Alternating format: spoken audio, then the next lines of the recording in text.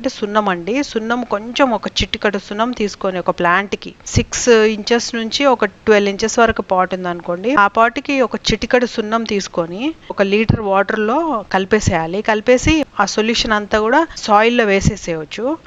అదే solution spray చేసేసేయాలి. చిగుళ్ళు వెనక, ఆకులు వెనక అంతా స్ప్రే చేసేసేయాలి. స్ప్రే చేసేస్తే చాలా బాగా అయిపోతుందన్నమాట. అది చాలా బెస్ట్ రెమెడీ. అంటే ఏది లేనప్పుడు ఇలాంటి సొల్యూషన్ చేసేస్తే చాలా మంచిదన్నమాట.